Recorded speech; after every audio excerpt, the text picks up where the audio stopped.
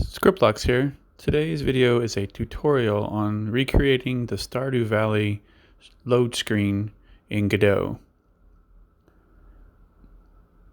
Alright, let's go ahead and get started.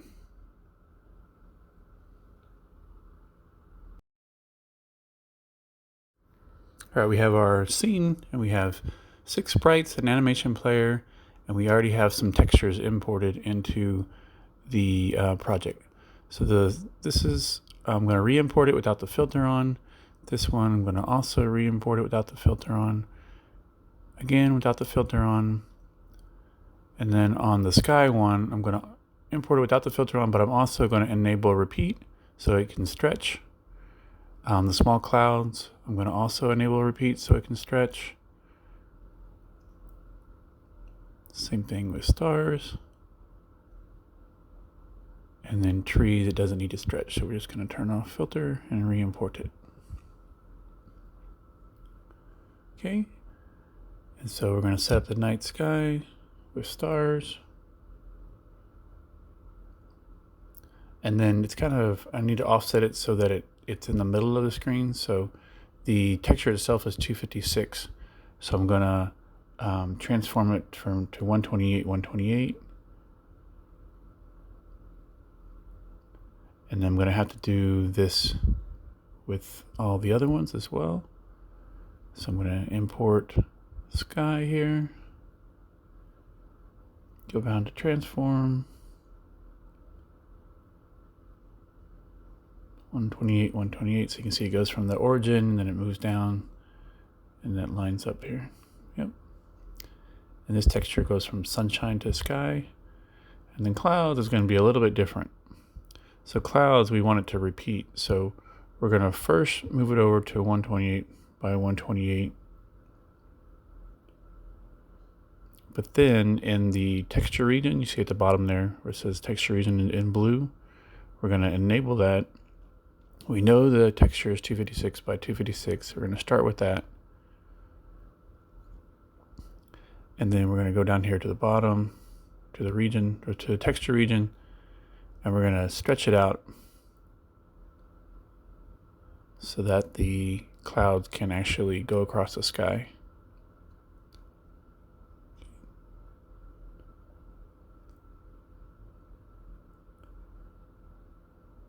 There you go. The mountain is back to the same way we did the other ones, 128, 128. And notice that I'm doing the textures in the order that they're drawn. So it starts at the night sky and ends in the trees. And Mountaineers, the same thing. 128 by 128.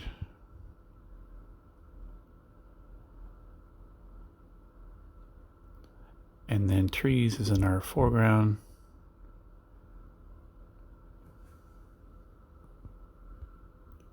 .128 by 128.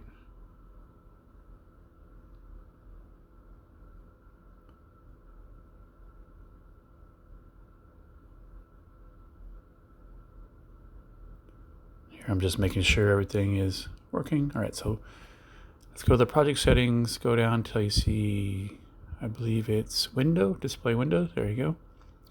And the width is going to be 256 by 256 because that's the size of our texture that we had, but you can change it to your project. But we want to display it at 1024 by 768.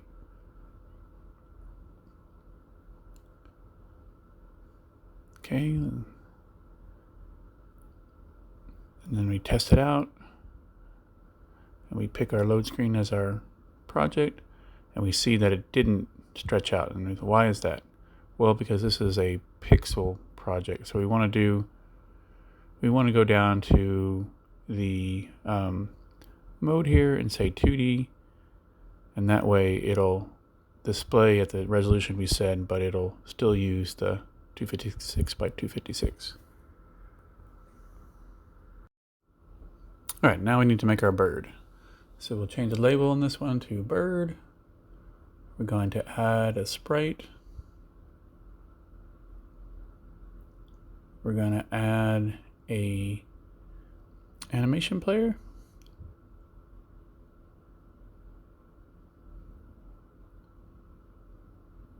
Okay, we're going to drag our sprite sheet to the texture. We have 3 frames, so we're going to say 3 horizontal frames. Okay. Then we're going to create a new animation, call it fly. I'll add the track. We're going to go back to the sprite, see the frame, set to 0, and mark it there. It's going to be a 1 second animation. So let's split it by 0.25 where it snaps. So 1. And then push it over. It's going to be 0.5 seconds. And we'll do the second frame. And since I did 0.5 seconds here, let's go ahead and make the animation 1.5.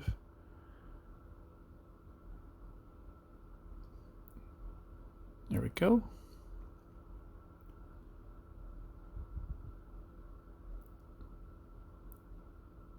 Then we're going to make it looping, so it keeps going over and over again. Now you can see a little bird fly. He's a little goofy bird that I drew. Not sure why I have an extra eyeball there on the 3rd frame, but makes him look even more goofy. Alright, save the scene. We'll call it bird.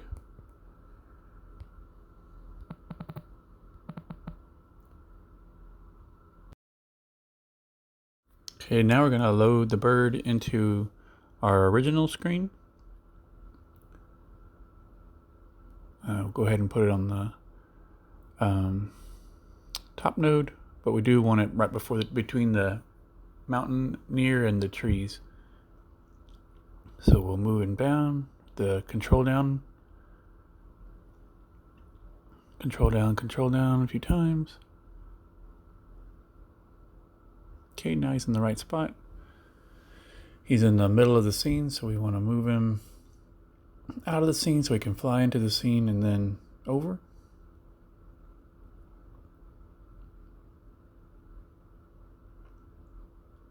So make sure we're on the move button there.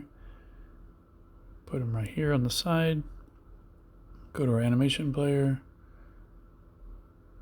Do new. We'll call it load screen. Okay, we're gonna go back to our bird. Set the position.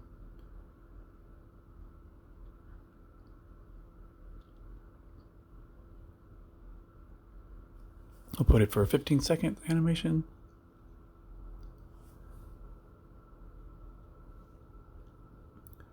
So he's going to start on one side of the screen, he's going to end up on the other side of the screen.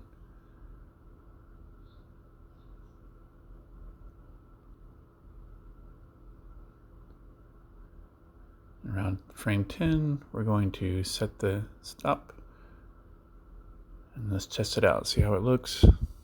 So he comes across the screen. Oh, we had a mistake. Let's see what we did. Oh, we didn't turn auto load on the animation. So we want to make sure that turns on as soon as the scene starts. So now he's going to fly across the screen, but he's not flapping his wings. So let's figure out why that is. So just like on the loading of the screen, we need to also auto load the fly animation. So we'll go ahead and save the bird and try again. There he goes. Now he's flying with this goofy eye.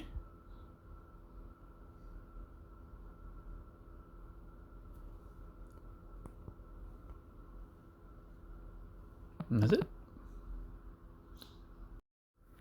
All right, now we want to animate the mountains, move them down, and we want to move the clouds across the sky.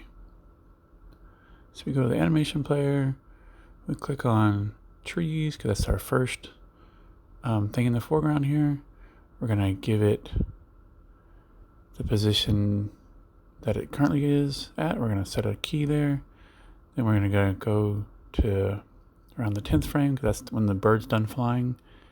We're going to set the exact same transform at that point. And then maybe around 12 seconds, we're going to move it down.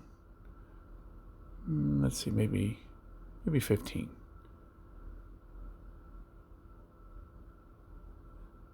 Let's try 12 and see how it goes. All right, so at 12, we want to set the keyframe so it's completely out of the frame. Right.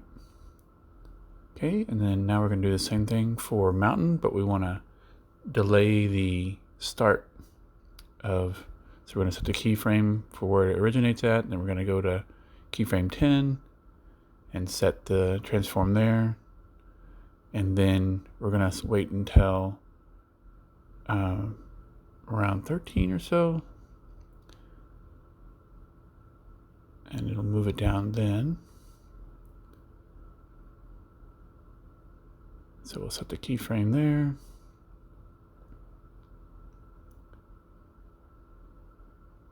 And then on the mountain far, we're going to do the exact same process. Go to the very first frame, set its position. We're going to go to the 10th frame and have this exact same position. And then we're going to go to 15 and have it at the bottom of the screen. So it's as it's going through, it's moving each one of these downs a little bit slower than the one before it. Okay. And then the next step,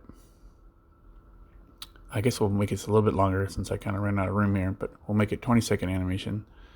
We're going to go ahead and do the sky, so it transitions from sky to the night sky.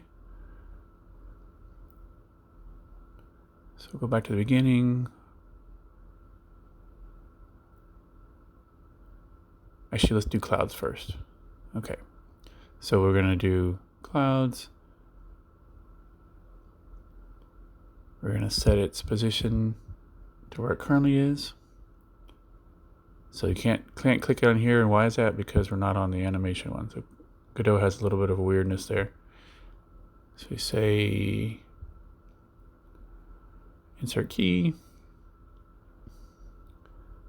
and then at 10, we're going to have it move over almost the entire width of its. So it's going to go 1 cycle, 2 cycle, and we'll set the position there. And then just like the other ones, we'll probably keep it with the mountain. So we'll go, say, a little bit further and move it down and set the keyframe there. So let's see how it looks. Bird flies across the screen. The clouds are going kind of fast, but we'll just leave it that way.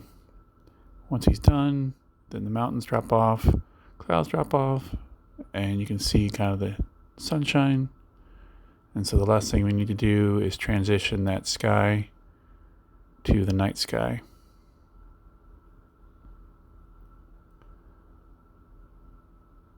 So we'll take our sky, we'll set the position. We'll go to the 10th frame, or let's say go past the 10th frame, go back to almost to the very end. We'll move the sky down so it exposes the night sky. We'll set its position. And then we'll just have a few frames after just for some timing. So we'll watch it. The sky's going down. Birds flying across the screen. You see the stars out at night. The stars are kind of giant, but it's just textures. And that's it.